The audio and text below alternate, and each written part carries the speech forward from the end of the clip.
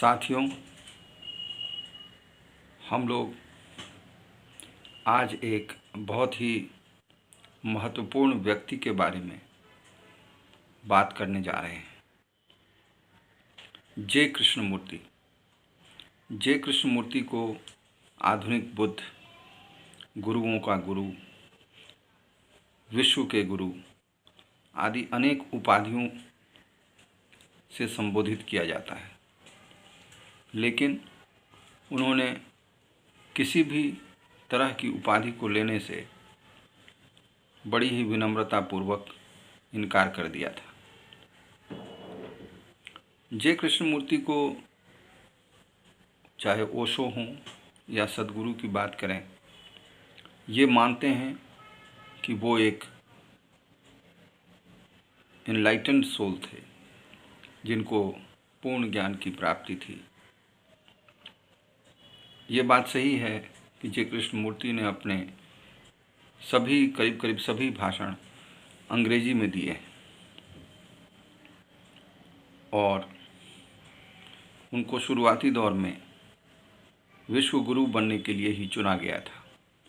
जैसा कि आप सबको पता है, थियोसॉफिकल सोसाइटी ने बहुत सारे शोध भारतीय विद्या योग तंत्र पे किए थे। उसी क्रम में उन्होंने एक योगी जिनका नाम सुनीरा है, उनका कुछ शोध था, कुछ उन्होंने काम किए थे, पर जो मूल रूप से जिस चीज़ पे उन्होंने काम किया था वो ये विचार था कि मेहनत से कोई ऐसा ध्यान लिंग, कोई ऐसी आत्मा बनाई जा सकती है जो शिव की तरह सभी विद्याओं में पारंगत हो। और अगर उस तरह के ध्यान लिंग को, उस तरह के जो एक विधि है, किसी मनुष्य के शरीर में उसको प्रवेश कराया जा सके या ऐसा व्यक्ति बनाया जा सके, तो सारी मनुष्य जाति को उससे बहुत लाभ होगा। थियोसॉफिकल सोसाइटी के लोगों ने बहुत मेहनत की और एक दिन जब जे कृष्णमूर्ति समुद्र के किनारे बैठे हुए थे, तो थियोसॉफिकल सोसाइटी के सदस्य ने उनको देखा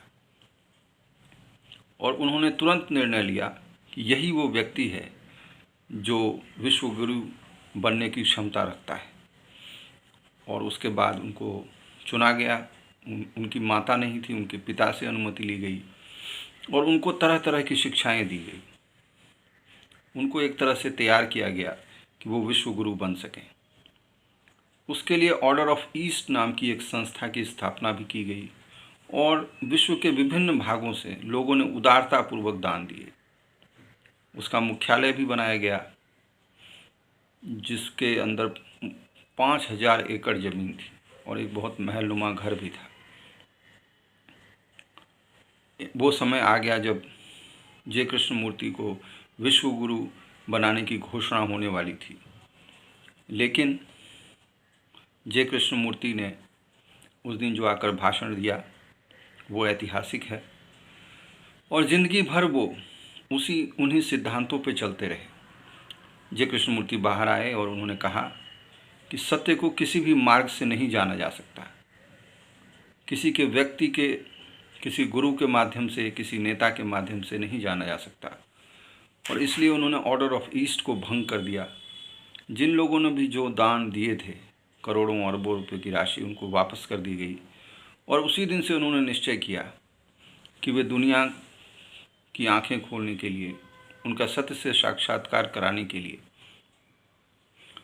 लगातार अपनी ज़िंदगी में प्रयास करते रहेंगे, बिना किसी लोभ के, बिना किसी आकर्षण के, बिना किसी उपाधि के।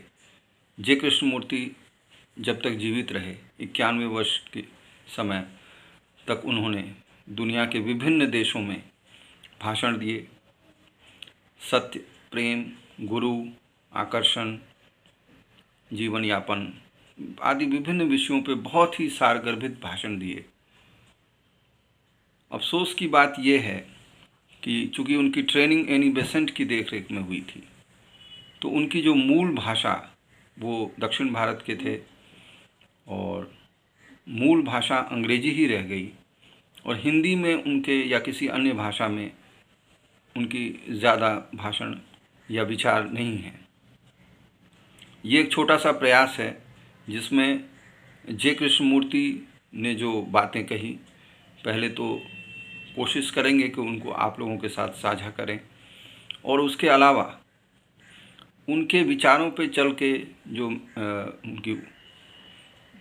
उन्होंने चर्चाएं की, जिस तरह से उन्होंने कहा कि इसका कोई मार्ग नहीं हो सकता, या अगर ध्यान करना है तो उसको किस तरह से करना चाहिए, किस तरह से गुरु की कोई आवश्यकता नहीं है और उसको गुरु के माध्यम से नहीं किया जा सकता, किस तरह मस्तिष्क हमारी पुरानी यादों के सहारे चलता है और इसलिए मनुष्य में परिवर्तन की गुंजाइश बहुत कम हो गई है। यहाँ ये समझना बहुत ज़रूरी है कि जे कृष्णमूर्ति हमारे मनोविज्ञान की बात करते हैं, हमारे मस्तिष्क की बात करते हैं और जो ईश्वर की अवधारणा, जो गुरु की अवधारणा, जो धर्म की अवधारणा हम लोगों ने एक लोकप्रिय तरीके से स्वीकार कर रखी है, उसका जो मूल है उसको वो एक चुनौती देते हैं, तार्किक रूप से उसे स्थापित करते हैं। उनके साथ उनको समझने में 2-3 समस्याएं हैं। पहली तो ये भाषा की समस्या है। अगर आप अंग्रेजी से बहुत फेमिलियर नहीं हैं, जानते नहीं हैं, तो समस्या होती है। दूसरी समस्या जो उनको समझने में होती है वो है कि वो जिन बातों को कहते हैं वो मनोविज्ञान के स्तर पे है और उसको बड़ी ही गंभीरता से, बड़े ही धैर्य के साथ, जिस तरह हम किसी विषय को पढ़ते हैं या हम डॉक्टर की पढ़ाई करते हैं या अपने ऑफिस जाते हैं, तो हम उसके बहुत ही ध्यान, बहुत ही मेहनत के साथ उसमें आगे बढ़ते हैं। उसी तरह मनोविज्ञान में भी हमें बहुत ही गंभीर होना पड़ेगा। इसीलिए जब वो बोलते हैं तो उसमें पूर्ण गंभीरता होती है और बिना गंभीरता के उनकी जो कही गई बातें हैं उसको समझना मुश्किल है। अपने करीब सभी बातों में उन्होंने कहा है कि मैं कोई गुरु नहीं हूँ, मैं कोई आपको निर्देश नहीं दे रहा और आप इस बात के लिए स्वतंत्र हैं कि आप मेरी बात को माने या ना माने। उनकी इच्छा बस इतनी है कि मित्र की तरह आप उनकी बातों को सुने, उस पर मनन करें और स्वयं अपने आप अपने दीपक बने, किसी नतीजे पर पहुँचें और उसके लिए किसी और की आवश्यकता बिल्कुल ही ना हो। अगर हम किसी से प्रेम भी करते हैं तो वो किसी व्यक्तिगत लाभ के लिए ना हो, हम उस पर निर्भर ना हों। प्रेम या कोई रिश्ता निभाना हो, और इसके लिए उन्होंने जो बात कही कि हमारा जो मस्तिष्क है वो सिर्फ हमारा मस्तिष्क नहीं है, ये मस्तिष्क पूरी मानव जाति का है। चाहे प्रसन्नता हो, चाहे दुख हो, चाहे कोई अपराध हो, वो पूरी मनुष्य जाति के लिए होता है। और इसलिए जब तक हम उसको एक व्यक्तिगत स्तर पे उन समस्याओं का निराकरण करने का प्रयास करेंगे तो हम कभी भी सफल नहीं हो सकते। इसलिए हमारी सोच, हमारी अवधारणा हमें चीज़ों की समझने के लिए पूर्ण रूप से फंडामेंटल, जो मूलभूत है, उस परिवर्तन की आवश्यकता है। और उसी परिवर्तन के लिए जे कृष्णमूर्ति ने अपने जीवन को समर्पित कर दिया। आगे के वीडियोज़ में हम प्रयास करेंगे कि किस तरह से उन्होंने विभिन्न विषयों पे अपने विचार रखे, उसको आपके सामने लाएं और एक बार फिर आपको याद दिला दें कि ये हमारी तरफ से कोई इंस्ट्रक्शन नहीं है, जे कृष्णमूर्ति की तरफ से कोई इंस्ट्रक्शन नहीं है। आप इसको स्वयं हमारे साथ सोचें और अनुभव करें, और अगर आपको सही लगे तो आप उस पर अमल करें। बहुत बहुत धन्यवाद।